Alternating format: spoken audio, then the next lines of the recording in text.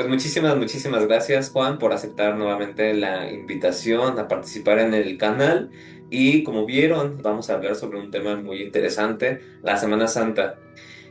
¿Nos podrás decir qué significa realmente la Semana Santa? Porque muchas veces, pues sí tenemos un contexto, tal vez histórico, familiar o en la tradición que nosotros practiquemos, pero ¿nos podrías decir realmente qué es lo que podría significar desde un punto de vista histórico, pero también místico? Sí, mira, bueno, antes que nada, gracias por haberme invitado.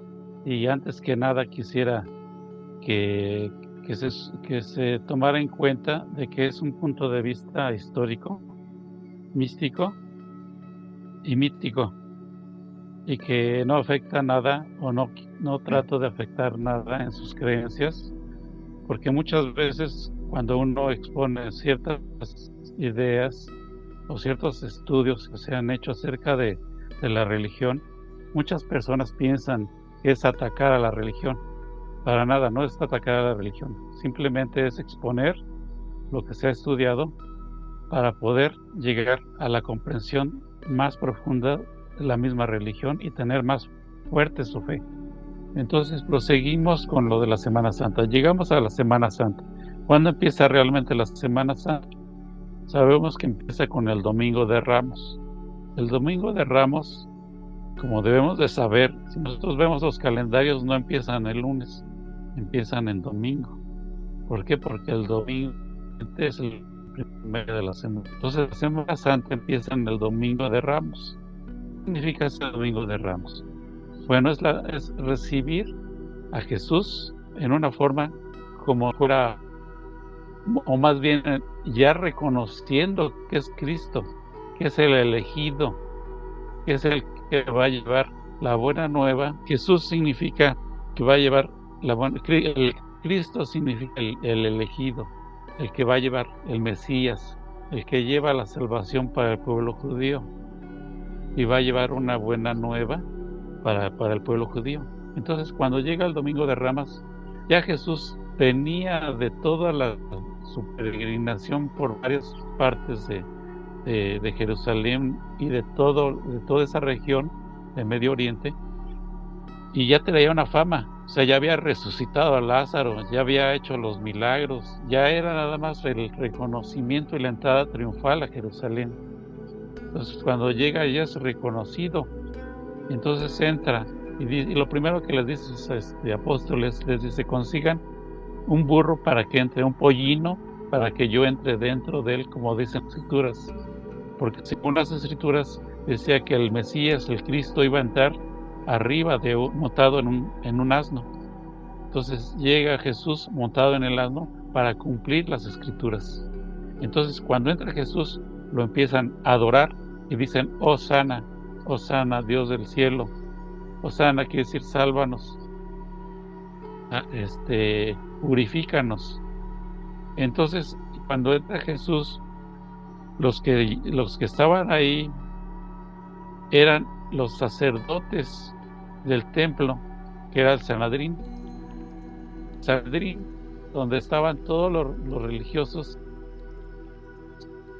y los que eran sacerdotes que decían y los escribas, que eran los que decían la palabra de Dios en la Biblia, en el Antiguo Testamento.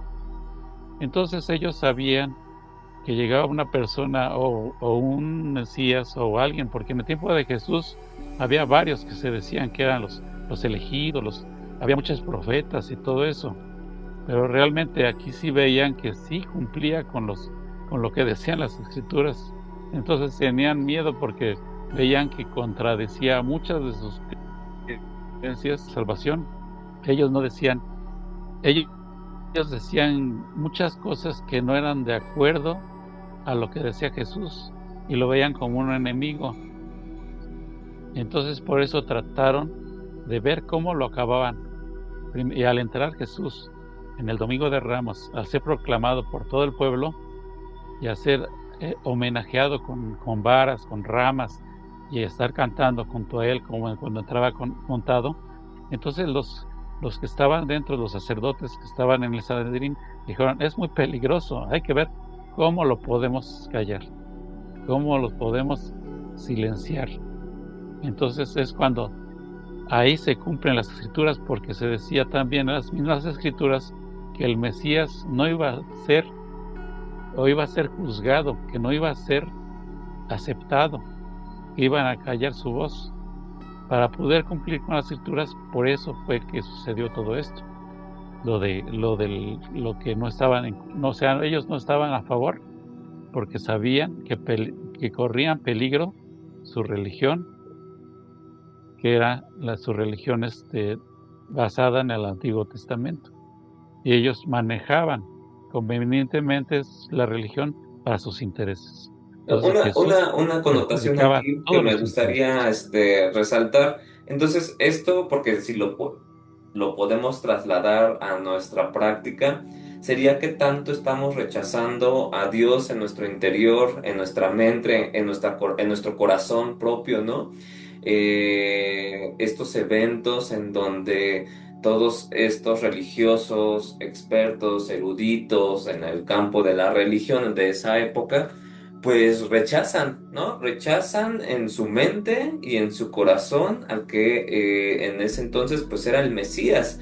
Si bien no era como ellos lo visualizaban o lo querían creer o tener la figura, pero es eso, yo creo que el hecho de que nosotros tenemos que llevar a nuestro corazón a Dios, aceptarlo, reconocerlo, no solo como un ente exterior que está en los cielos, sino reconocerlo que está en nuestro interior, aceptarlo en nuestra mente y corazón. ¿O qué opinas al respecto? Sí, precisamente eso es lo que significa la buena nueva de Dios. O sea, la buena nueva, el evangelio que dio Jesús es eso. Él decía, les voy a dar un mandamiento que es muy importante y es más importante que después de... El primer mandamiento es amarás a Dios sobre todas las cosas. Y el segundo mandamiento es ámense entre ustedes, ámense unos a otros. Ese es el mandamiento más importante en la religión católica, que Jesús le dio a sus discípulos y dijo, el amor es lo que nos une a todos y lo que debemos ver en nuestro corazón. O sea, aquí es donde empieza toda esta enseñanza mística que se da en la Semana Santa. Entonces, pues, vamos a llegar a ese punto que es muy importante, pero vamos a continuar ahorita recorriendo todo lo que es la Semana Santa.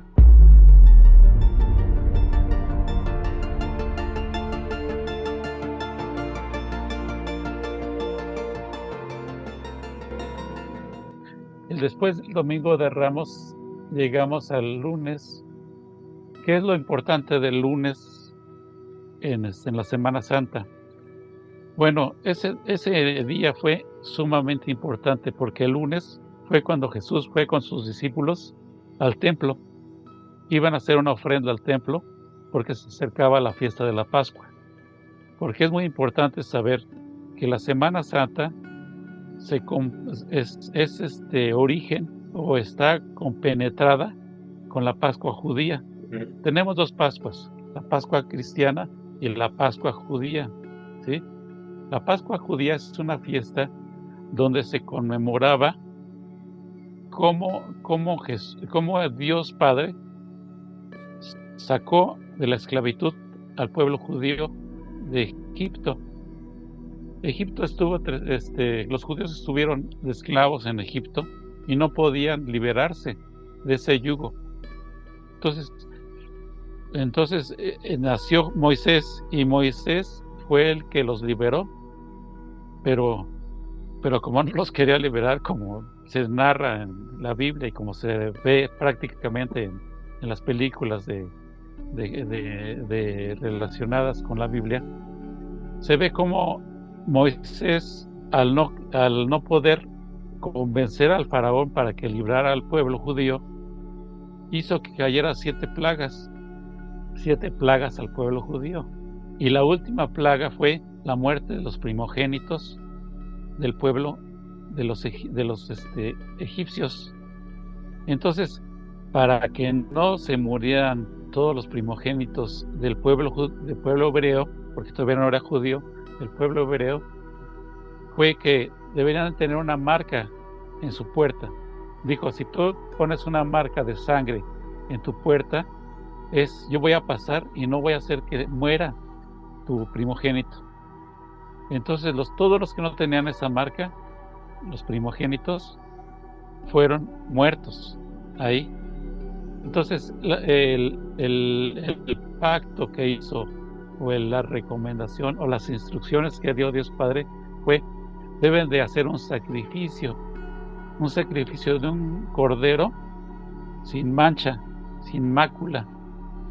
Entonces ese sacrificio debe de hacerse y debe de tenerse la sangre, y con esa sangre del sacrificio, obtenida del sacrificio, se va a marcar la puerta, y yo voy a pasar sobre esa casa y no voy a entrar a matar al hijo primogénito de esa familia.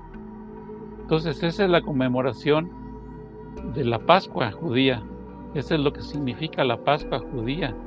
Entonces siempre había la creencia o la tradición de que si podían ir a ofrecer el sacrificio al templo judío en Jerusalén, tenía que ser cercano a la fiesta de la Pascua. Entonces, ese lunes que estamos hablando de la Semana Santa, Jesús llega precisamente a ofrecer el sacrificio, a ofrecer la ofrenda al templo. Pero ese lunes, cuando llega Jesús, lo primero que ve es que estaba lleno de mercaderes. Entonces vio que los mercaderes eran comerciantes que vendían tanto los corderos, como hacían cambios de monedas, porque las monedas que se usaban en ese tiempo en Jerusalén eran los denarios. Los denarios era una moneda romana, y los romanos dominaban Jerusalén en ese tiempo. Ya tenían tiempo dominando a Jerusalén, y la moneda que tenían era la moneda que era el denario. El denario era la moneda más de uso común, pero para ofrecer un sacrificio tenían que ofrecer monedas de limosna en el templo de Jerusalén, pero esas monedas no podían ser las monedas romanas, tenían que hacer el cambio a las monedas judías. Los judíos tenían sus monedas, entonces esas monedas tenían que hacerse por medio de mesas o de casas de cambio, que realmente eran pues unas mesitas que tenían ahí las monedas, tanto las monedas judías como las monedas romanas. Entonces cuando llega Jesús, ve a los que estaban haciendo los cambios de monedas, y ve muchos puestos vendiendo ofrendas, vendiendo muchas cosas en el atrio, no afuera de la iglesia, sino en el atrio, en la parte anterior al templo judío, al templo de Jerusalén. Entonces monta en cólera Jesús y empieza a decir: mi casa es una casa de oración, no es una casa para hacer negocio, para hacer cambios. Entonces empieza a volcar todas las mesas y empieza a hacer pues realmente correrlos del atrio de esa iglesia. Claro que esto pues no les gustó a los judíos, ¿no? Dijeron: oye, ¿quién es este sujeto que llega a hacer esas revueltas? Estamos en peligro de que destruya toda nuestra iglesia. Entonces es ahí cuando quieren apresarlo. Y según los evangelios, según el evangelio de Juan, dice que quisieron apresarlo, quisieron tomarlo de él, pero no pudieron, porque Jesús, siendo Dios, pues se hizo invisible realmente, se hizo invisible a los ojos de los judíos, y no pudieron apresarlo. Entonces ahí es cuando empieza realmente a ser motivo para que lo puedan juzgar a Jesús ese lunes. Ese lunes fue lo del templo y correr a los mercaderes del atrio de la iglesia de Jesús, de Podemos, entonces, Jerusalén. también aquí en este capítulo de este lunes, poder reflexionar y analizar de que este templo es nuestro corazón, es nuestra mente llena de Dios y que podamos sacar, en este caso a los mercaderes, ¿no? Podamos sacar todos aquellos pensamientos, todas aquellas emociones que van en contra de Dios, ¿no? Del amor de Dios. ¿Es correcto? Sí, es muy importante, sí, es muy importante eso que mencionas, porque realmente los evangelios no se deben de tener de tomar Tan literal, ¿no? muchas veces literalmente. Son enseñanzas. Toda la Biblia son enseñanzas, tanto el Antiguo Testamento como el Nuevo Testamento. No se debe de tomar 100% como literal lo que está diciendo, sino debemos de estudiarla para poder comprender y sacar enseñanzas del tanto de los evangelios, del Antiguo Testamento como del Nuevo Testamento. De las dos partes hay que, y la parte, y los cristianos o nosotros como cristianos, cuando vamos a misa, oímos la parte anterior del Antiguo Testamento y luego oímos la parte del Nuevo Testamento. Son dos partes. La parte de las lecturas, que son tres lecturas que hablan muchas veces del Viejo Testamento, y la nueva lectura, que es el Evangelio. Son dos partes de la misa que muchas veces no comprendemos por qué se hace. Y esa es la parte que precisamente para poder comprender y tomar y reflexionar a la hora del sermón, el Padre nos da el sermón para que nosotros reflexionemos acerca de las lecturas y del Evangelio que se está leyendo E en ese incluso momento de la algo misa. que comparto y que puede serles de interés o incluso llevarlo a la práctica, leer un fragmento del Antiguo o del Nuevo Testamento cada día, solo un fragmento, traerlo en la mente y tratarlo de vivir, llevarlo a la práctica, ¿no? E interiorizarlo, obviamente, meditarlo durante la mañana y ya durante todo el día tratarlo de llevar a la práctica, ¿no? No desde la parte literal, sino más metafórica, que puede representar para nosotros, porque a lo mejor este fragmento para ti significa algo, para mí otro, pero con la conciencia de llevarlo a la práctica día a día. Sobre todo, por ejemplo, si tomamos en cuenta lo de lunes, de cómo Jesús corre a todos los mercaderes, quiere decir que nosotros debemos de arrojar todo lo malo que tenemos dentro de nosotros, de nuestro cerebro, de nuestro corazón. Eso es lo que realmente podríamos significar o ajustar esa parte de la Semana Santa, ese lunes.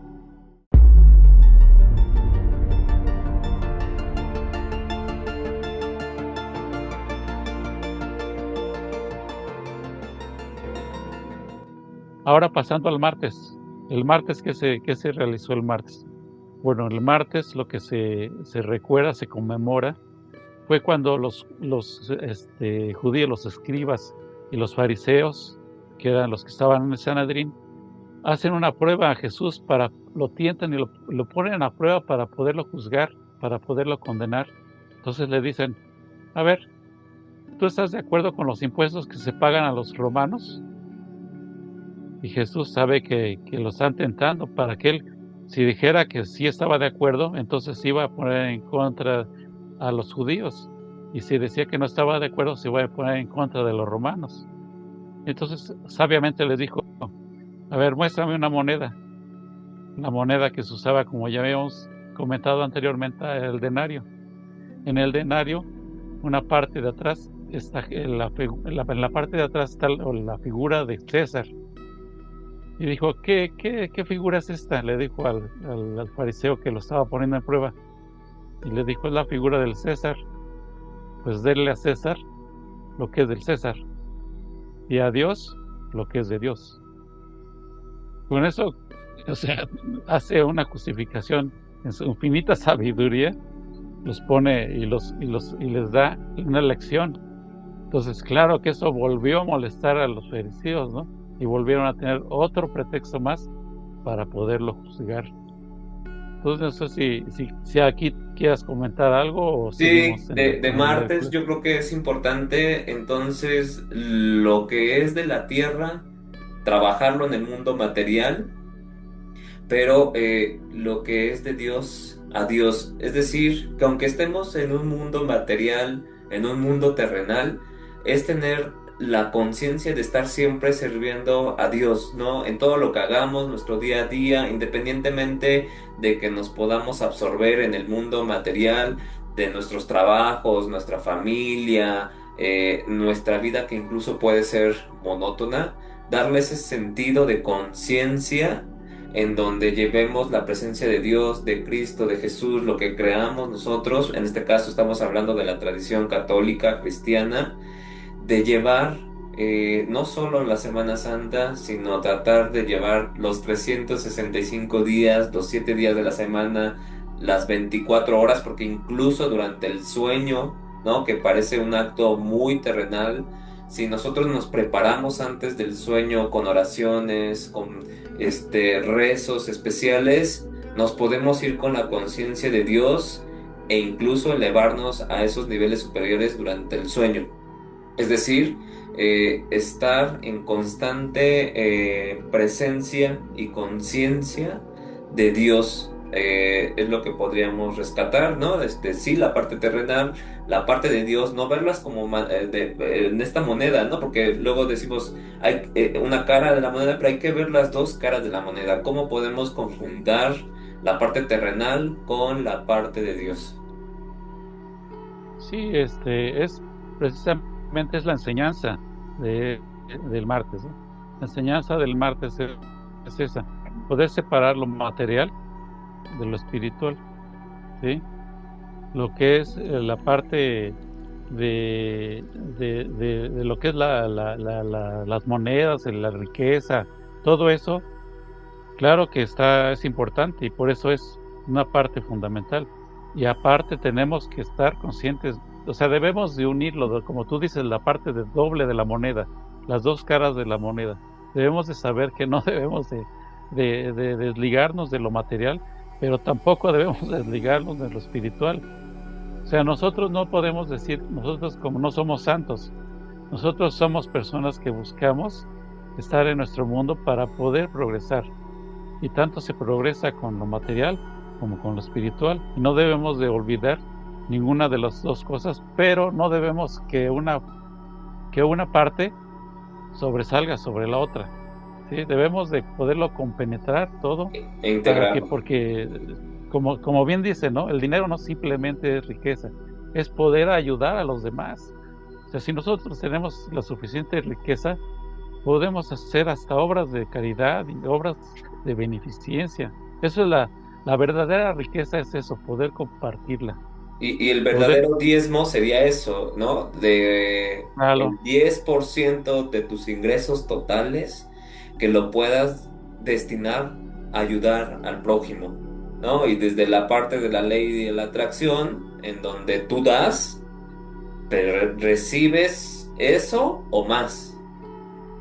sí, sí, sí, se revierte, se regresa, ¿no? Si nosotros damos, también recibimos. Ahora, claro que nunca debemos de estar con la idea de que voy a dar para recibir, no. Debemos de tener la conciencia de que lo damos desinteresadamente. Y si regresa, pues qué bueno, ¿no? Si no regresa, de todos modos, nosotros ya lo dimos, ya tenemos la satisfacción de haberlo dado. Ese es lo que realmente significa y lo que nos enseñó Jesús, el dar. Ya llegaremos a ese punto que es muy importante, que es la parte medular de la Semana Santa.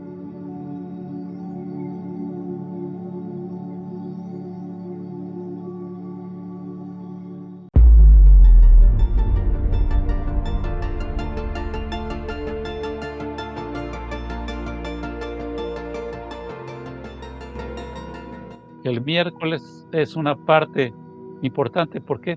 Porque en el miércoles realmente es cuando le entregan las 30 monedas a Judas. Como ya vimos anteriormente en el lunes y el martes, los judíos o los del sacerdote del Sanedrín trataban de perjudicar a Jesús, pero ya no simplemente lo querían callar, sino realmente lo querían matar. O sea, aquí realmente ya es una cuestión de vida y muerte. ya la muerte está presente. Y aquí es muy importante que sepamos cómo Jesús ya tenía conciencia de que Él iba a ser crucificado, de que Él iba a ser muerto en la Semana Santa. Él ya sabía todo lo que implicaba todo eso. Entonces, este miércoles, que Judas llega al Sanedrín y entrega a Jesús. Y aquí es una parte muy fundamental y muy contradictoria y muy, puede decir, hasta se ha producido hasta como controversia, ¿no? Controversia con realmente el papel de Judas en la pasión de Cristo, en la Semana Santa. Judas, si nosotros vemos realmente y tratamos de comprender a Judas o de saber de Judas, debemos de saber que Judas era uno de los apóstoles, o no el apóstol más estimado, o no querido, sino Jesús tenía la confianza plena en Judas. O sea, Judas era su apóstol en que más confiaba Jesús, el que más debatía con él, en el que más le enseñaba, en el que más todo le inculcaba. Pero aquí es donde entra o si lo traicionó o no lo traicionó, porque aquí es muy importante que sepamos una cuestión que tal vez muchos no sepan, que no existen nada más 4 evangelios, existen muchos evangelios. Existen los evangelios que se llaman apócrifos. Apócrifos quiere decir falsos, pero realmente no es que sean falsos, sino simplemente no fueron aceptados por la Iglesia Católica. En el año de 325 se hizo el Concilio de Nicea. En el Concilio de Nicea eran reuniones entre todos los que ya había un grupo muy fuerte de cristianos, pero había muchas corrientes, muchas como sectas cristianas que no seguían las mismas enseñanzas, o sí seguían las enseñanzas de Jesús, pero eran diferentes versiones. Muchas escuelas o muchas iglesias que se decían cristianas, pero que realmente tenían otras ideas diferentes a lo que decía Roma. Entonces los romanos se apropiaron, no sé, tomaron la religión y la dieron como cierta, la religión, y es cuando nace el catolicismo, porque el catolicismo es lo que es la iglesia romana, no es el cristianismo es creer en Cristo, pero el catolicismo es lo que implantó o lo que dio la iglesia romana. Entonces, como decíamos, en el año 300 se hacían reuniones entre todos los grupos para ponerse de acuerdo y que todos estuvieran en la misma sintonía. Entonces se hizo un concilio, que era la reunión en el año 325, que fue el de Nicea, en la ciudad de Nicea, en Italia. Entonces ahí en ese concilio se dijo que los 4 evangelios que realmente tenían la verdadera palabra de Jesús eran los evangelios canónicos. Los evangelios canónicos son 4, que son Lucas, Mateo, Marcos y Juan. Son 4 evangelios. Los más evangelios que, como decíamos, son los apócrifos. Y en los apócrifos hay un evangelio que precisamente es el evangelio de Judas. Y en el evangelio de Judas es cuando se justifica por qué Judas actuó así, tan incomprensiblemente. Por qué él, siendo el más confianza tenía Jesús, cometió esa supuesta traición. Esa supuesta traición debemos de conocer que Jesús tenía que hacer entregarlo a los sacerdotes.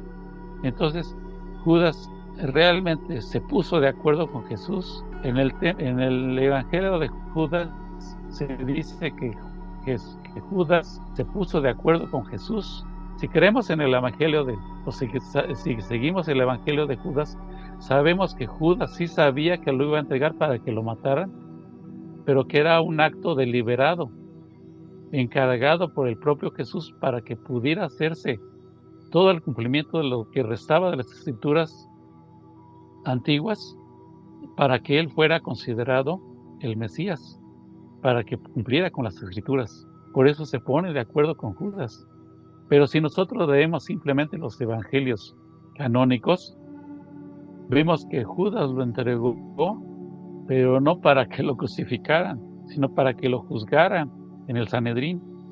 En el Sanedrín tenían que juzgarlo como juzgarlo por un acto de fe, no un acto humano. O sea, realmente lo iban a juzgar no para poderlo matar. Eso es lo que pensaba Judas. O si creemos o si leemos, eso es el subtexto que se da en los evangelios canónicos. Ah, muy bien. Entonces aquí ya Y tratando de hacer la traslación mística y espiritual, podríamos tratar de nosotros identificar cuál es nuestra parte de Judas y cuál es nuestra parte de Jesús, ¿no? Porque todos tenemos esta dualidad de nuestro interior en donde traicionamos a Dios, donde traicionamos nuestra esencia superior. Entonces, ver cuáles son todos estos actos que nos desconectan realmente o nos alejan de Jesús, de la Biblia, que podría significar precisamente el pecado, ¿no? La separación con Dios. Tratar de identificar entonces cuáles son todas esas desconexiones que tenemos, irnos a lo más profundo de nuestro interior, identificarlas, pero también poder identificar cuál es ese Jesús que llevamos dentro. Y podríamos entonces dividirlo en el sentido de teórico, pero no desde el punto de vista espiritual, porque sabemos que la división es todo lo contrario de Dios. Poder unificar esa esencia crística con esa esencia de Judas, en donde uno es la sombra, otro es la luz, y que muchos han hablado de este aspecto dual que tenemos todos nosotros, del ego, de la parte inferior de nuestra conciencia, una conciencia superior, y cómo podemos entonces elevar esta conciencia inferior para hacer la conexión con Dios. Es esta conciencia de Judas, unirla a una esencia más superior o tratar de desvanecer el ego, desvanecer lo material, porque precisamente las monedas representan el ámbito material, tratarnos de desprendernos, de renunciar a esta parte material carnal para unirnos a una conciencia superior.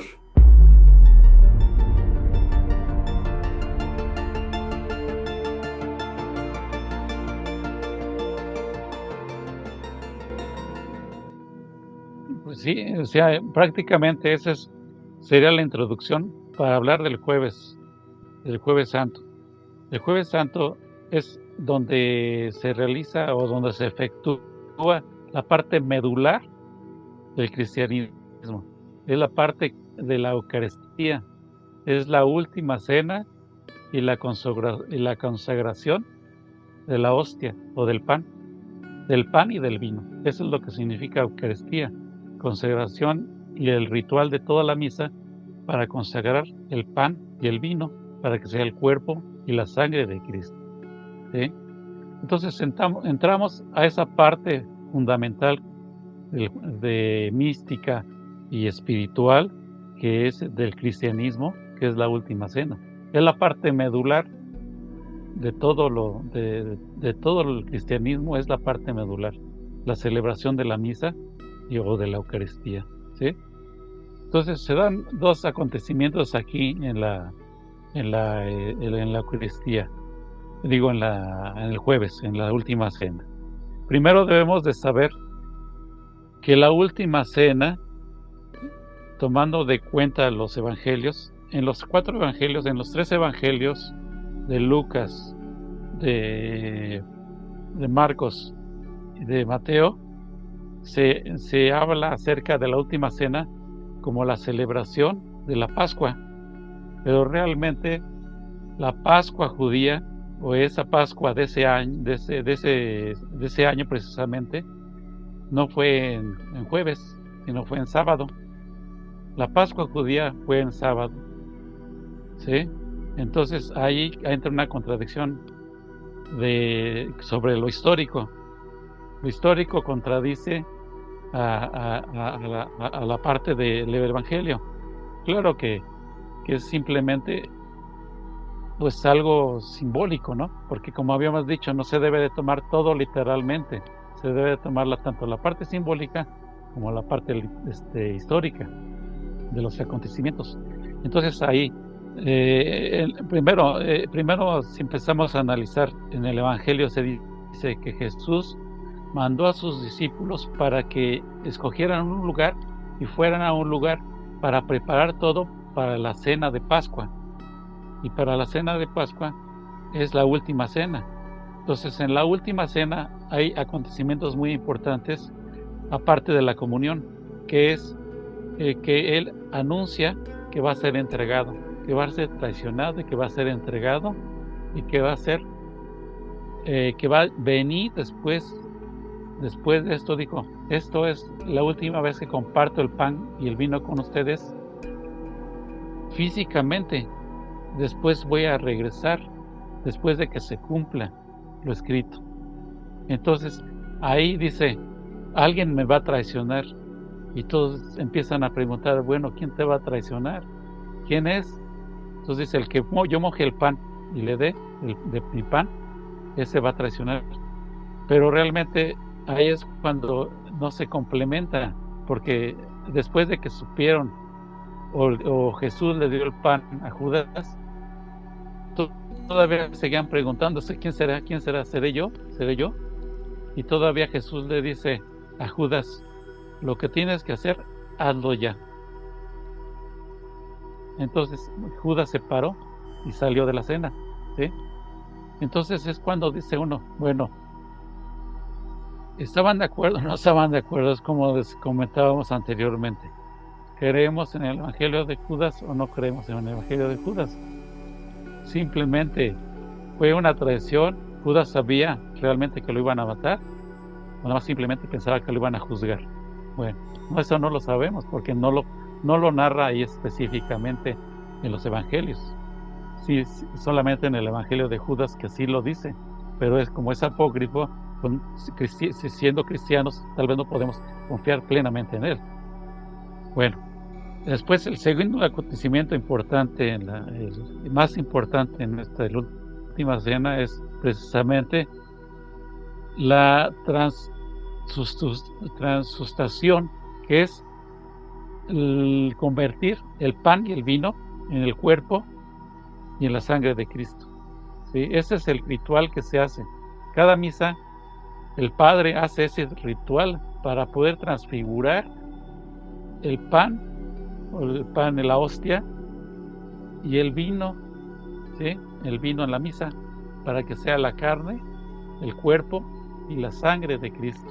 Es la Eucaristía, es la consagración, es la transfiguración de lo material en lo espiritual. Nosotros vemos cómo el sacerdote hace toda la ceremonia para poder hacer esa consagración, levanta la hostia y la consagra.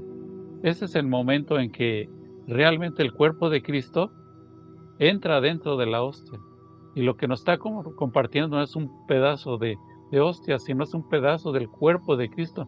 Por eso hasta las moronitas que caen en la mesa, en el púlpito, ahí se recogen y se deben de mezclar en la copa. O sea, ni una migajita, porque es el cuerpo ya transfigurado de Jesús. Esa hostia significa es el cuerpo de Jesús. Y aquí es donde entramos con muchos puntos importantes y de debate. ¿Por qué de debate? Porque ¿qué significa realmente el sacrificio o la muerte de Jesús y ese cuerpo y esa sangre? Antiguamente, cuando se hacían los sacrificios, se consumía carne, ¿sí? Se llegó a consumir en la antigüedad carne humana en los sacrificios. Carne humana, y esa carne humana, poder compenetrar todo lo de la esencia del muerto, del sacrificado, en el propio ser, en el que consumía el cuerpo.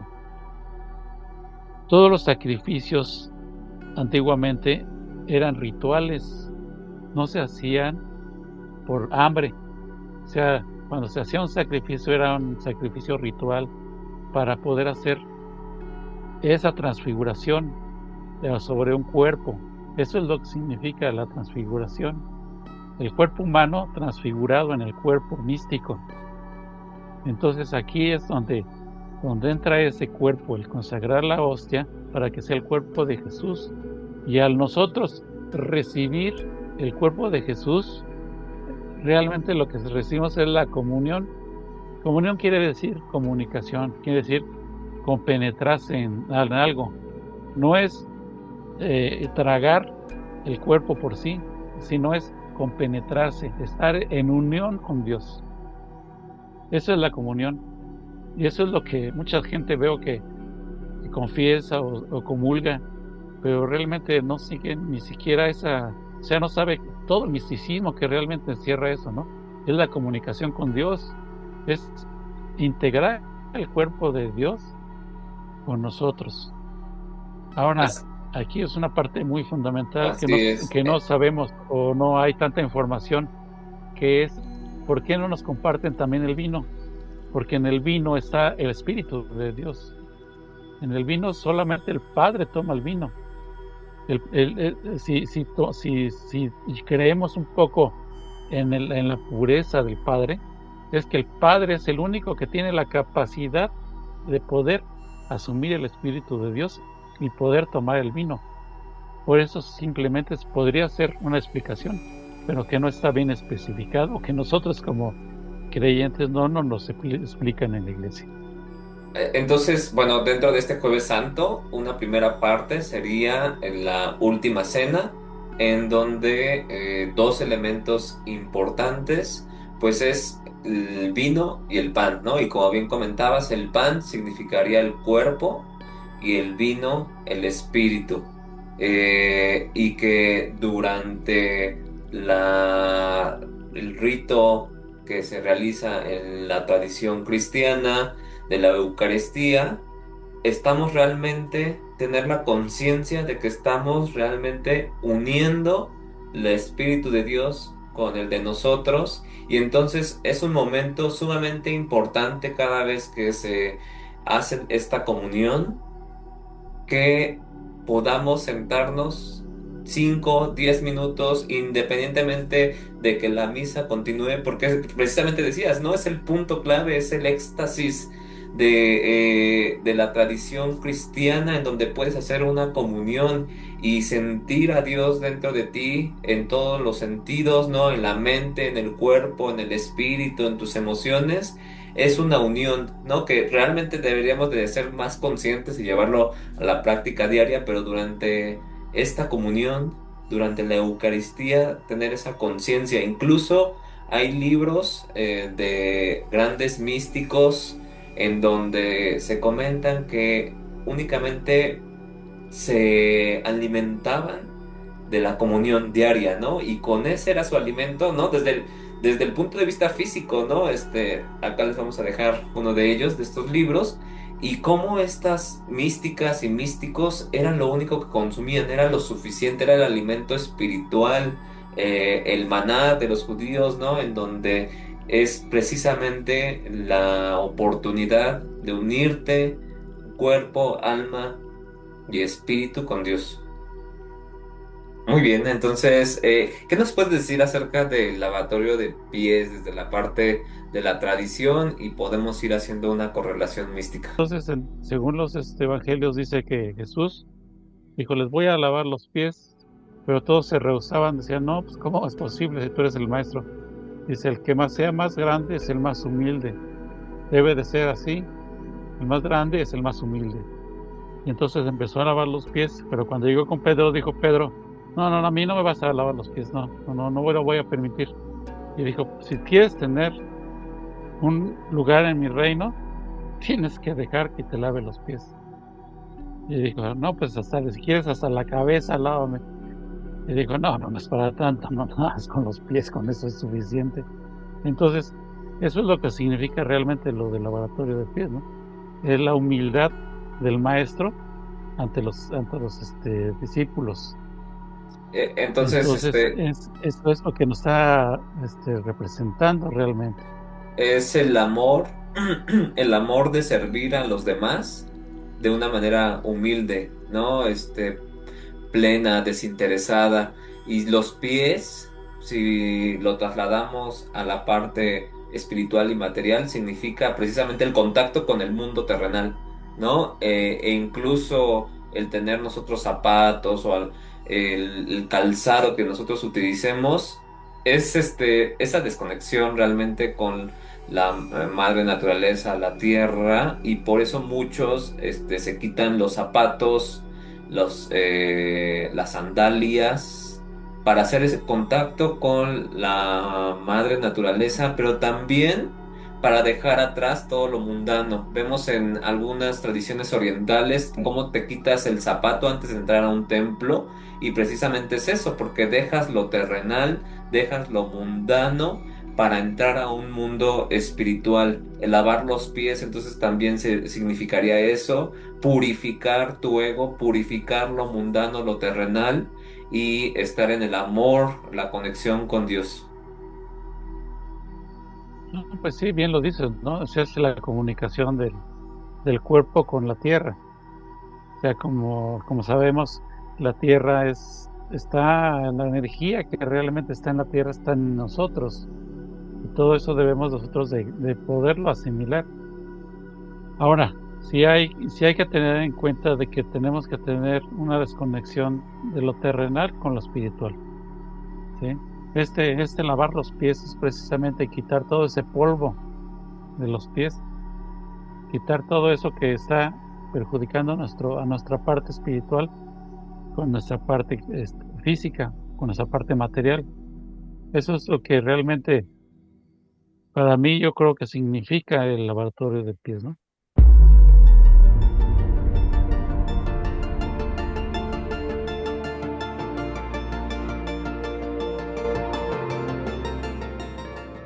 Entonces de ahí viene otro evento interesante dentro del Jueves Santo, el huerto, ¿no? De Getsemaní. ¿Nos podrías hablar un poquito al respecto? Sí,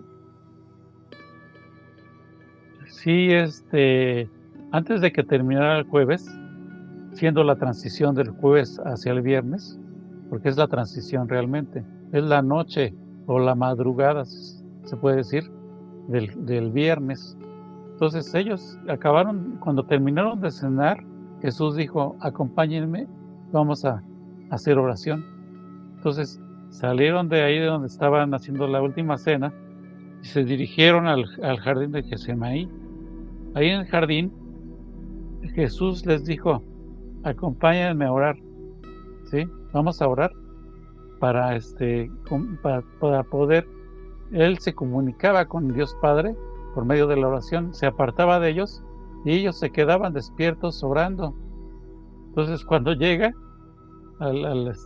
empiezan a orar, empieza a orar, orar y a comunicarse, y ellos se duermen. Y luego regresa y dice: "¿Qué no pudieron estar despiertos ni una hora? ¿Cómo se duermen?". Se vuelve a ir y después, regresa y otra vez los encuentra dormidos y los vuelve a reprender. Se vuelve a ir y regresa y dice: "Ya no es necesario que hagan más oración", porque en ese momento es cuando va a llegar Judas. Va a llegar Judas y lo va a traicionar. Aquí hay muchas cosas interesantes e importantes que mencionar. Cuando Jesús hace oración, es tanta su concentración, tanto su fervor y tanto su comunicación con Padre, que dicen que hasta suda sangre. En los evangelios dicen que sudó sangre al tener esa concentración. Y estudios recientes han demostrado que cuando se concentra, cuando hay una tensión muy grande,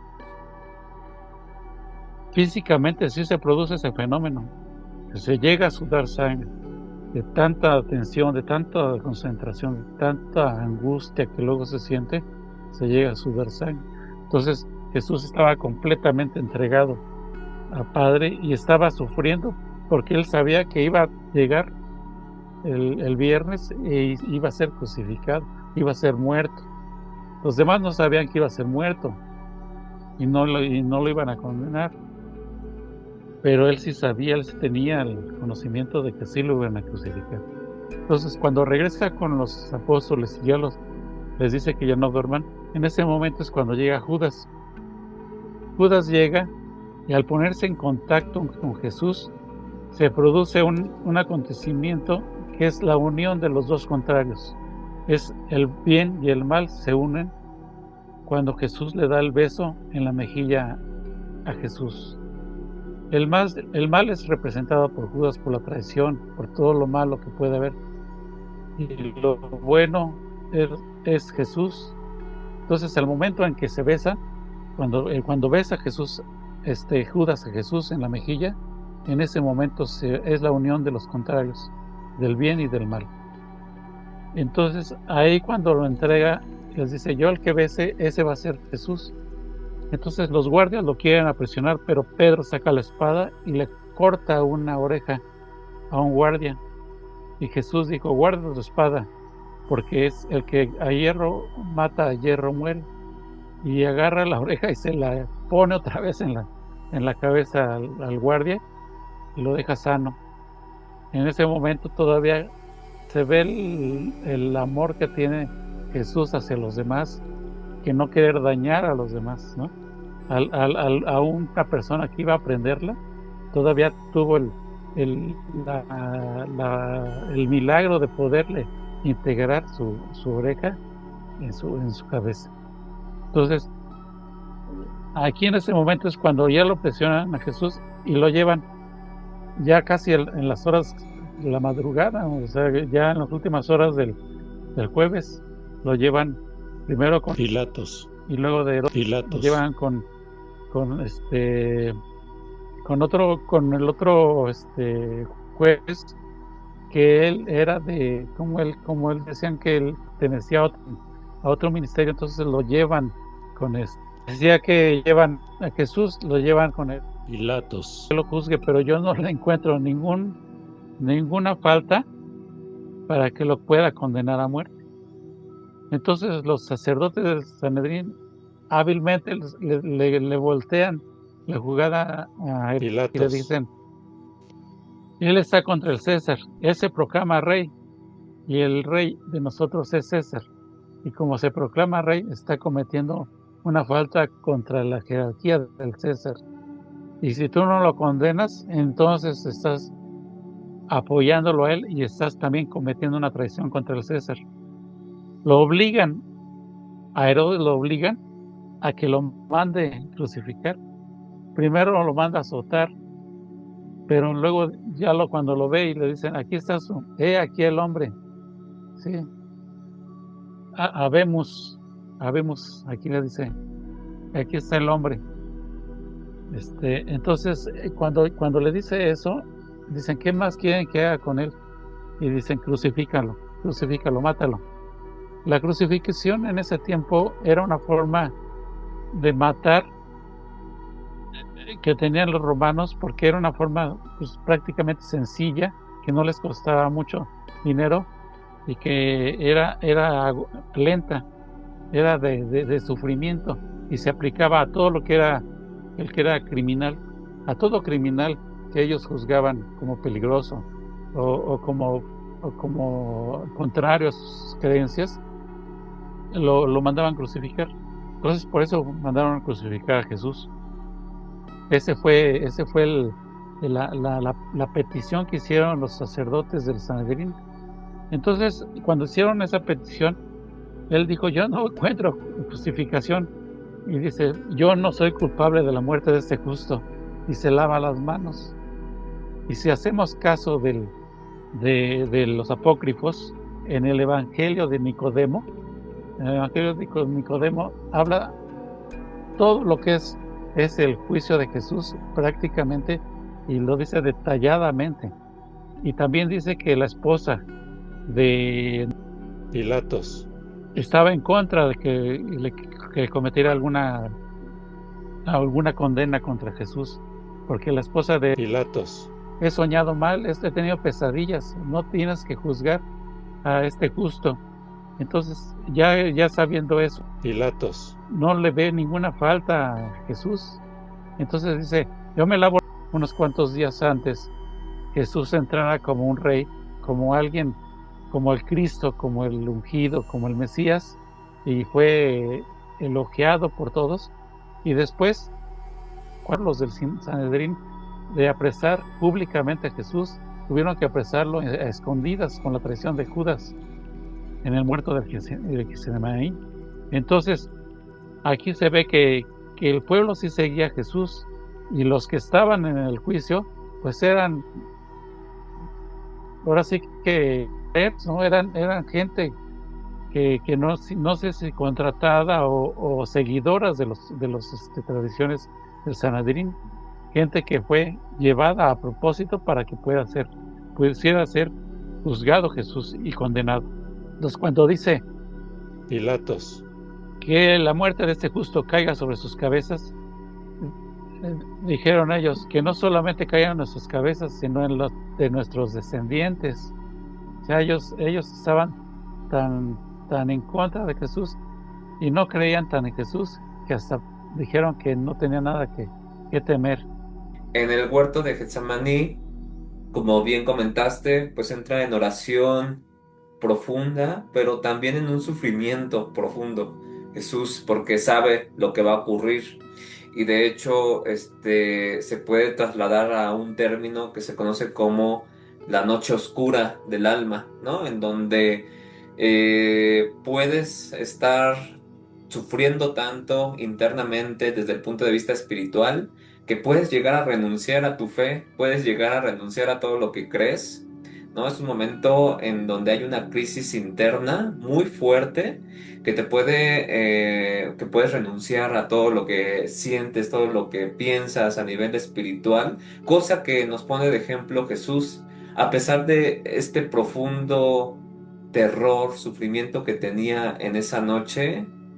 Sabía que era parte del plan divino, era parte de su misión para la salvación de la humanidad y lo aceptó, ¿no? Lo aceptó, lo interiorizó, lo meditó tanto, pero el sufrimiento que sentía es que entonces se reflejó con estas gotas de sudor, que como bien dices en medicina, se le conoce como hematohidrosis o hemohidrosis. Hemo significa sangre, hidrosis, sudar, ¿no?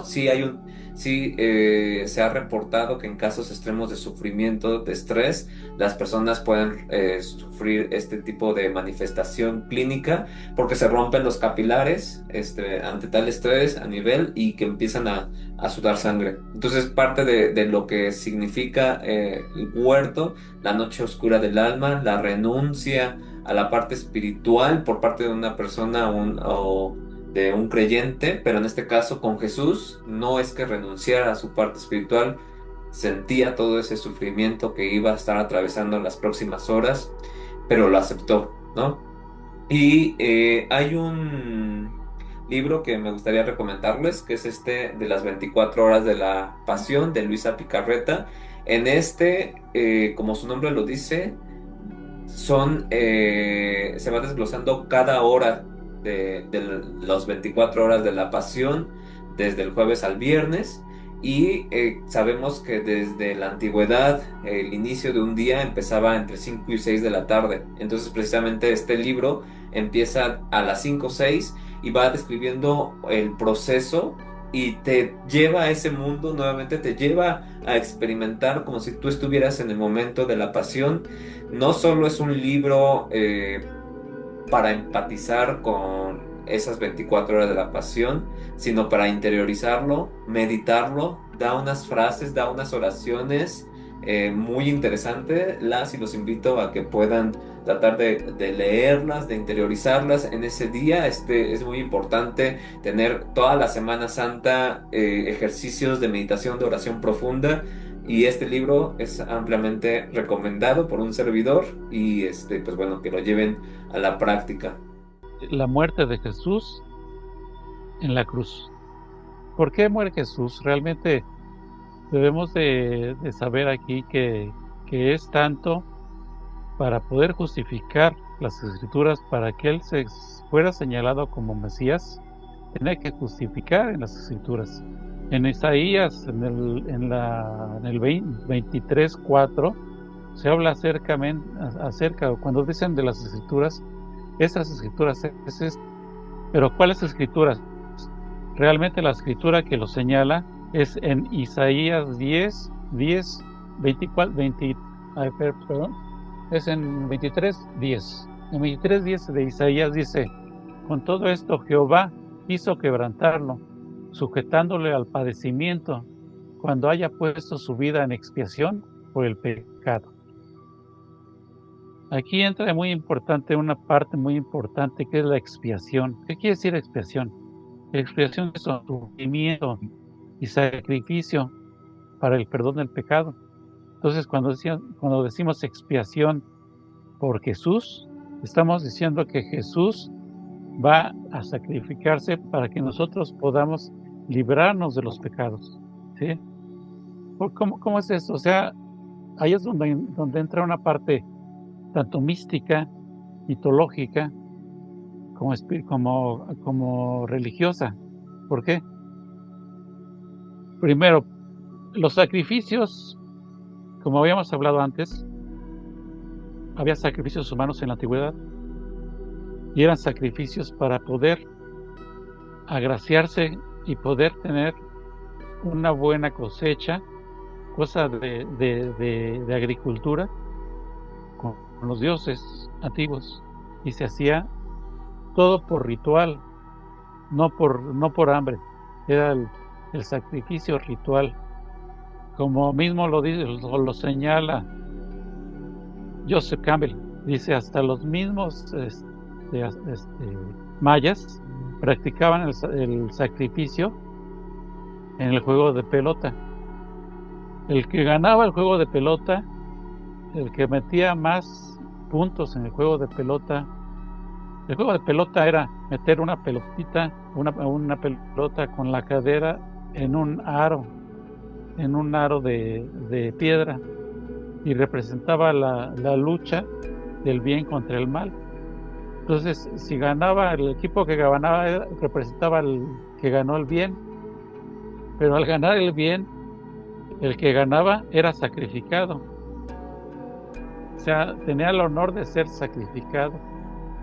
Se ve ahí la representación de cuál es el objetivo del sacrificio máximo, ¿sí? El sacrificio máximo es el dar todo hacia los demás, el dar hacia los semejantes, como dijo Dios en su mandamiento, como dijo Jesús: amar los unos a los otros, y amen a tu prójimo más que a ti mismo. Ama a los demás más que a ti mismo. Entonces, eso es lo que se está significando el sacrificio. Pero aquí lo paradójico es, ¿por qué, si es una costumbre pagana, se traslapa o se traslada al catolicismo, al cristianismo? ¿Sí? Es una costumbre completamente pagana. La gran diferencia es que aquí, en lo pagano, es para que haya cosechas, para agradar a los dioses. Y aquí el sacrificio es para el perdón de los pecados. Para el perdón de los pecados.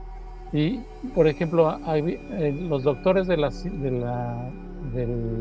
catolicismo fueron los doctores que presentaban o que dieron pauta. Los doctores de la iglesia son, por ejemplo, hay varios, pero entre ellos está Santo Tomás de Aquino, está San Agustín y está Santa Teresa de Jesús, ¿sí? Santo Tomás de Aquino decía que es una satisfacción, es el dar una satisfacción de los pecados cometidos, no podían ser perdonados. Esa es la teología de San Anselmo. San Anselmo decía que los pecados que se han cometido no pueden ser satisfechos simplemente con el sacrificio de un hombre o de un animal, sino tiene que ser un sacrificio de algo de Dios. Entonces ahí justifica el sacrificio de Jesús, porque Jesús, siendo también el Dios, y hacer el sacrificio por la humanidad, estaba haciendo una satisfacción Esa satisfacción fue desde el tiempo de Adán. Cuando Adán comió del árbol de la vida, quedó incompleto, quedó y cometió un pecado. No cometió el pecado al comer, sino cometió el pecado al desobedecer. Y para poder justificarlo, decía San Anselmo, entonces se necesita hacer una expiación, una satisfacción de ese pecado. Y ese pecado solamente lo puede realizar alguien que es Dios, alguna parte de Dios. El mismo Dios puede perdonar, porque Él mismo, nosotros como humanos no podemos pedir el perdón, no tenemos la capacidad, pero alguien que sea Dios o una parte de Dios sí puede ser perdonado o pedir el perdón a nombre de nosotros. O sea, realmente no es el perdón, está pidiendo perdón a Él mismo, Él está pidiendo el perdón a nombre de nosotros. Por eso ahí se justifica el sacrificio de Jesús, la expiación de los pecados por medio de Jesús. Entonces aquí hay varias cosas importantes en lo del Viernes Santo, que es Jesús fue condenado, como habíamos visto, por el obligamiento por Pilatos. parte de los sacerdotes del pueblo judío. Lo obligaron a que lo condenaran a muerte, porque él mismo se vio con el peligro de ser culpado de traición, y él mismo tal vez ser condenado a martirio y a muerte. Entonces, él al condenarlo, ahí es la parte importante de saber esto. ¿Por qué? Porque aquí hay una parte muy importante que tal vez no sea aceptada por los que son muy creyentes, ¿no? Que hay una teoría que dice que Jesús no murió en la cruz, sino que Jesús fue suministrado por medio de una pócima, de una droga, que lo hacía padecer y tener efectos de catalepsia, para que lo pudieran decir que había muerto y después en el tercer día resucitar ahí en la tumba. A Jesús hay tres cosas que podemos mencionar aquí. Esa teoría es acerca de, ya tiene tiempo que está circulando en libros y en las partes investigadoras, que hablan acerca de eso, que cómo fue suministrada esa droga. Esa droga fue suministrada por medio de la esponja que le dan cuando Jesús dice tengo sed. Un soldado le acerca por medio de una lanza una esponja empapada en vinagre, decían, para poder mitigar su sed y también para poder burlarse de él, porque pues no era agua, sino era el vinagre, que muchas veces se usaba para mitigar la sed, pero sabía amargo, era una cosa amarga. Entonces dicen que esa droga fue suministrada, no era vinagre, sino la que suministraban era droga por medio de la esponja, y al poder Jesús tomar esa, producía efectos como de muerte, como si hubiera muerto, efectos de catalepsia, como muerto. No tenía respiración, no tenía latido del corazón y quedaba como muerto. Entonces, hay dos justificaciones para esta teoría. Primero, que fue declarado muerto a las 6 horas de haber sido crucificado, siendo que la muerte por crucifixión duraba hasta días. Y en segunda, que no le rompieron las piernas, porque cuando querían que el muerto muriera rápidamente, se le rompían las piernas para que todo el peso cayera sobre los pulmones y provocara la asfixia, no el apoyo de las piernas. Entonces, ni le rompieron y lo declararon muerto en muy tiempo. Entonces, aquí lo importante es que cuando lo declararon muerto, fue porque le enterraron una lanza al costado, y al costado salió sangre con agua.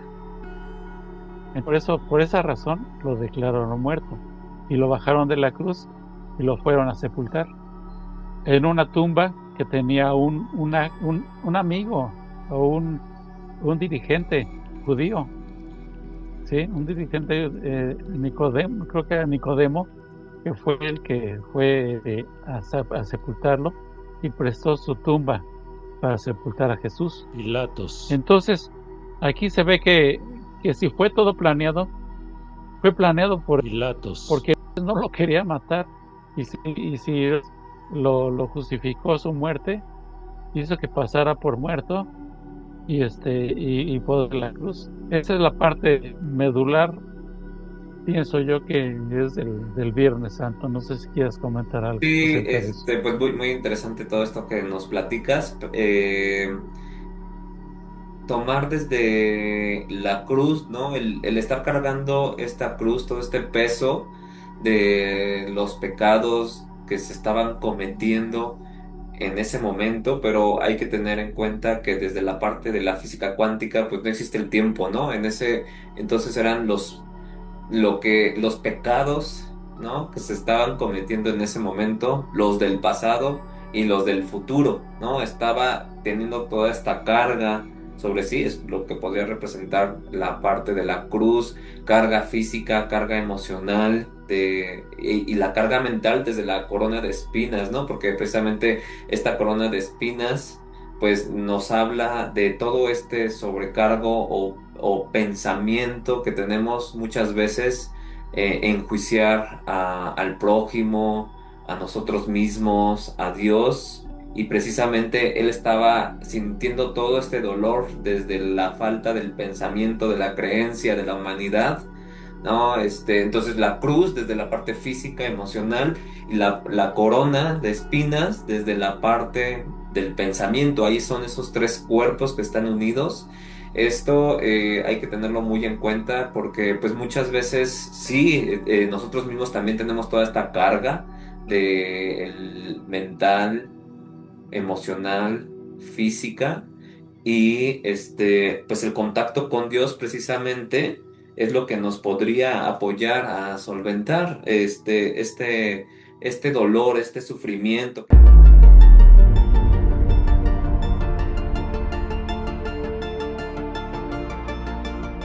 El Sábado Santo se nos habla acerca de cuando ya Jesús muere y desciende a los infiernos. Si nosotros hacemos caso de lo que nos enseñan en el credo dice: Jesús descendió a los infiernos y al tercer día resucitó. Pero ¿qué es ese descender a los infiernos, no? ¿Qué es ese unión? ¿Por qué? ¿Por qué Jesús tuvo que descender a los infiernos? ¿Qué fue a hacer ahí? O sea, realmente, ¿qué fue a hacer ahí o qué tenía que hacer ahí Jesús? Poco de la información o prácticamente nada de información tenemos en los evangelios canónicos. Pero si seguimos, por ejemplo, o leemos el evangelio de Nicodemo, podemos ver cómo Jesús desciende a los infiernos y cómo el mismo Satán, el mismo diablo, está aterrorizado porque Jesús va a descender a los infiernos y va a llegar a quitarle a todas esas almas. O sea, ¿por qué descendió Jesús a los infiernos?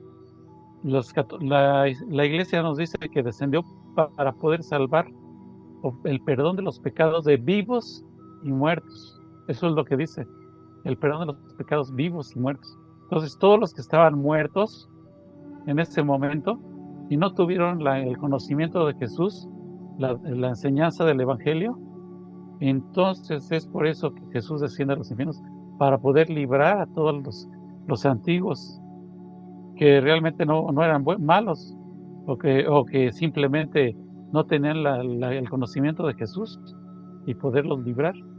Y si creemos o si leemos en el Evangelio, vemos que mucha gente fue resucitada en ese día de la crucifixión, del Sábado Santo. Entonces, eso es lo que nos habla los apócrifos acerca de lo que es realmente el Sábado Santo y cómo Jesús descendió a los infiernos. Ahora, descender a los infiernos no es una cosa que simplemente Jesús ya haya hecho. Desde la antigüedad había relatos o mitos acerca del descenso al infierno, descenso al inframundo se decía. Sabemos que que el mismo Dionisos fue al infierno, descendió al infierno. Hércules también descendió al infierno. También descendió al infierno Inanna, que es la diosa Istar, y que es toda la tradición judía se basa mucho acerca de esa tradición, que es una tradición mesopotámica de Inanna, que descendió a los infiernos y regresó de los infiernos. O sea, no simplemente Jesús regresó de los infiernos, sino varios antes en la mitología narra acerca del regreso de los infiernos. Entonces eso es prácticamente lo que significa el sábado santo. Sí, bueno, la transición entre viernes y sábado en la muerte de Jesús, ¿no? La muerte siempre desde la parte mística espiritual significa transformación. Transformación y renuncia de lo falso. ¿Qué es lo falso? El ego, ¿no? El ego siempre va a estar jugando en nuestra contra la mayoría de las veces. Entonces es renunciar a esto falso, renunciar a lo que va en contra de la Torá, de la Biblia. Eso es sumamente importante desde la parte de la muerte, la transformación interior. Entonces ir al interior, encontrar y conectarnos con nuestro verdadero ser. Y precisamente el sábado es un día de luto, ¿no?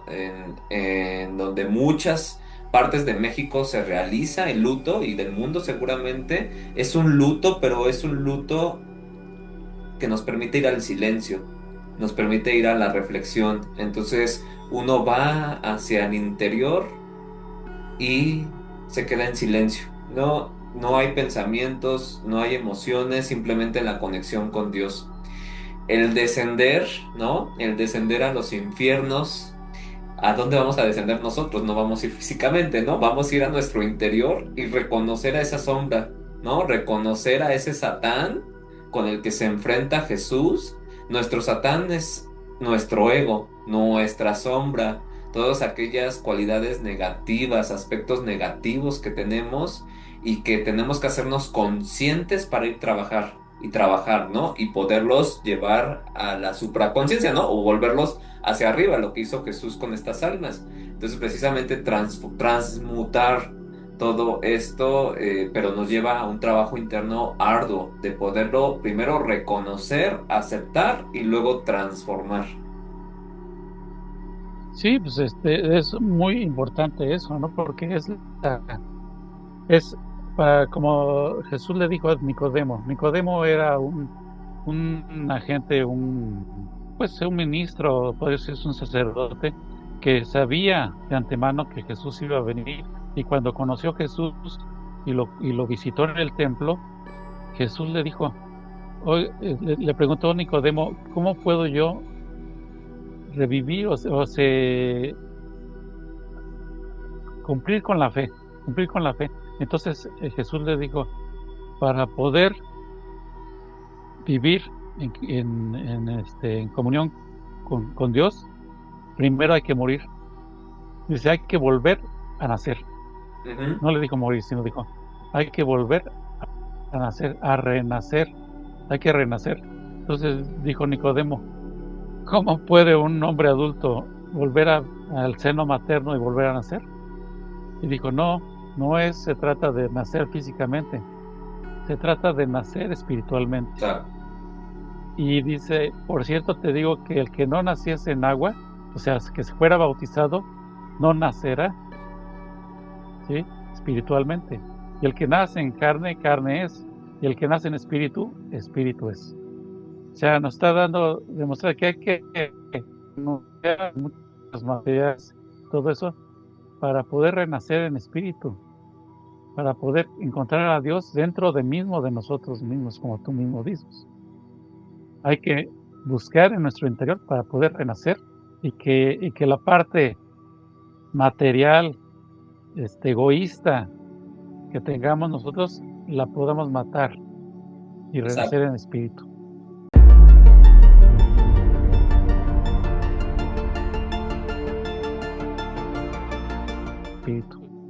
Llegamos a la parte fundamental de la religión católica. Es el domingo de resurrección. El domingo de resurrección es Realmente toda la esencia de nuestra fe en la Iglesia Católica está resumida en el Domingo de Resurrección. ¿Por qué? Porque como dijo San Pablo dijo, si Jesús no hubiera resucitado, vana es nuestra fe.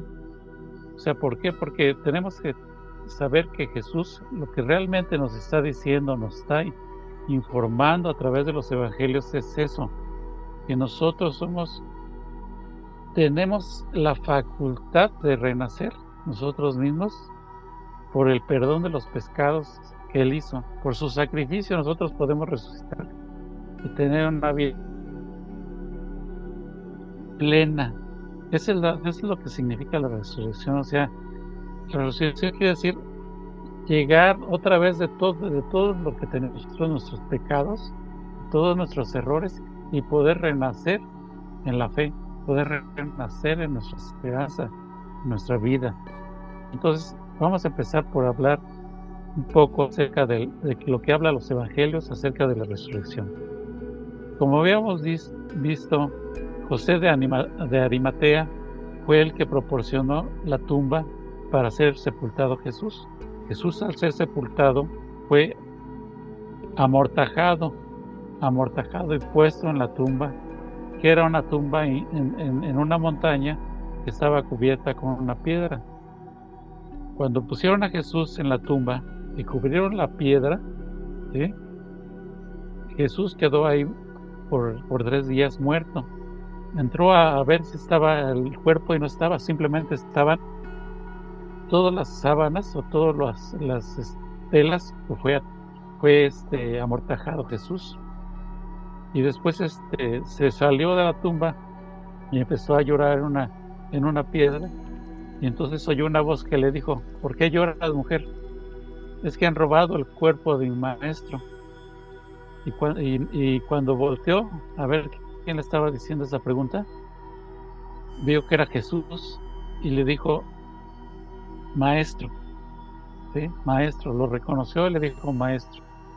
Entonces al decirle que era maestro, lo quiso abrazar, lo quiso estar con él, y Jesús le pidió que lo abrazara y le dijo: no me toques, porque todavía no he subido al cielo, no he subido al cielo con mi padre. Dice, no he llegado con mi padre, todavía no he llegado a ver a mi padre. O sea, como que le dijo: no me contamines, no me puedes contaminar, porque ahorita soy puro y tengo que subir al cielo para ver a mi padre. Entonces ya María Magdalena se separó de él y se fue a decirle a los demás que había resucitado. Entonces, cuando llegó con los demás apóstoles, se les empezó a decir que Jesús había resucitado, pero pues no le creyeron y fueron a ver a la tumba y buscaron a Jesús y todo. Y ya pasando el domingo de resurrección, los días posteriores, fue cuando Jesús se les apareció a ellos y lo vieron y pudieron comprobar que realmente sí era Jesús, su cuerpo físico sí estaba.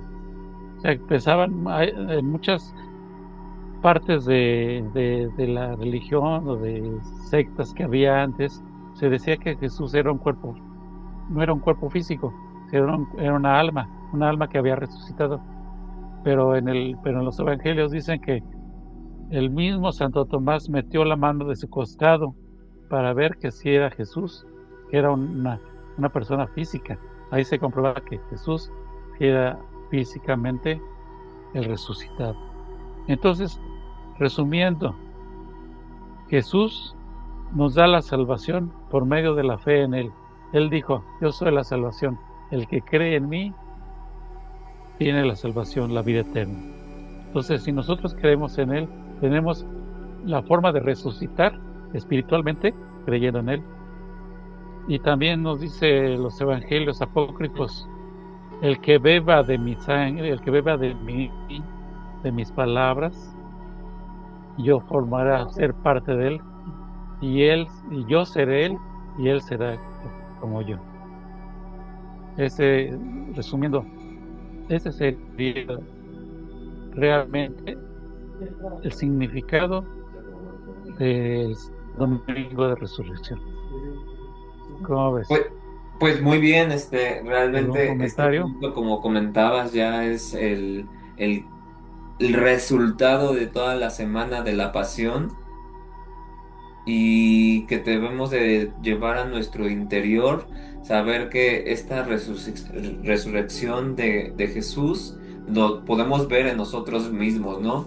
Ya habíamos visto que con la muerte es la renuncia del ego, de todo, de la unificación de nuestra parte más inferior o de la sombra con nuestra esencia superior, con nuestra conciencia más elevada y que entonces en la resurrección ya dejamos atrás el pasado, dejamos atrás esa vieja persona, todos esos malos hábitos, creencias, ataduras que nos precisamente mantenían en estrecho contacto con todo el mundo o con la carne, con lo mundano, con el pecado y somos una nueva persona. Y precisamente es lo que nos lleva a reflexionar, a interiorizar cómo es que esta nueva persona la podemos ya estar viviendo en conciencia diaria, con esa conciencia crística de resurrección, de dejar atrás todo esto, ya quedó atrás el sufrimiento que veíamos en las 24 horas de la pasión, ya quedó atrás la renuncia a lo material, a lo físico, a todas las creencias limitantes, las emociones que te atan, y no te dejan avanzar. Entonces, precisamente es el significado de esta resurrección y que incluso los apóstoles no lo reconocieron, ¿no? Porque precisamente ya era otra persona, está transformada. Eso es lo que nosotros debemos de hacer, transformarnos a nosotros mismos para que también podamos transformar nuestras relaciones, nuestros hábitos, nuestro trabajo, todo lo que está a nuestro alrededor se va a transformar y se va a habituar a nuestro interior. Si ya hicimos un trabajo interior fuerte en donde hemos purificado, entonces recordemos de esta ley hermética, como es adentro es afuera, como es arriba es abajo.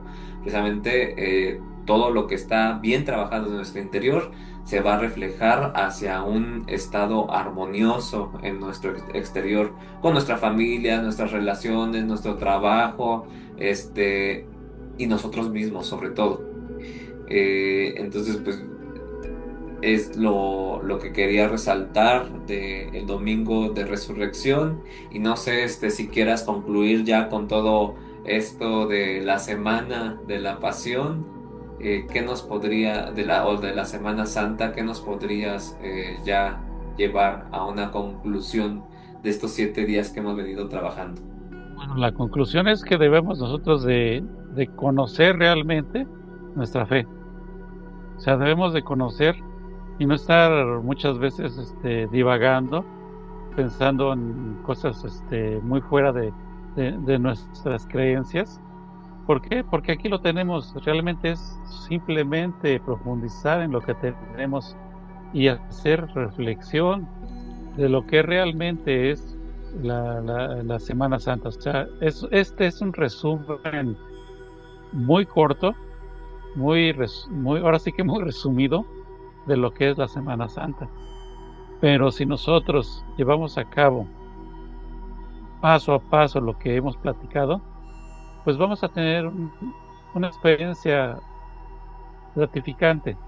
O sea, no va a ser una iluminación, pero sí algo, una mejora en nuestra vida. Vamos a ver cosas diferentes y vamos a poder comprenderlas. Y pues nada, simplemente pues que estudien, que se empapen un poco más y que no se vayan por lo superficial, porque sí, es muy fácil irse por lo superficial y no hacer un estudio más detallado de lo que es la realidad. Perfecto, pues Juan, te agradecemos muchísimo esta semana que estuvimos trabajando con la Semana Santa, con toda esta teoría que nos proporcionaste, pero también cómo lo podemos ver desde la parte metafórica, no solo literal, cómo llevarla a la práctica, y que sobre todo, ¿no? A partir de este domingo de resurrección podamos ser nuevas personas transformadas y llevar a una versión mejor de nosotros mismos. Pues te agradecemos muchísimo el que nos hayas compartido toda esta información, también a ustedes que nos hayan acompañado en el trabajo espiritual durante toda esta semana y pues los queremos leer en la caja de comentarios qué les ha parecido cada uno de estos días, si lo llevaron a la práctica, qué resultados han encontrado y si les gustaría que continuáramos con este tipo de sesiones. Pues muchísimas gracias, Juan, a ustedes también y nos vemos en el próximo episodio de Mística Conciencia Humana.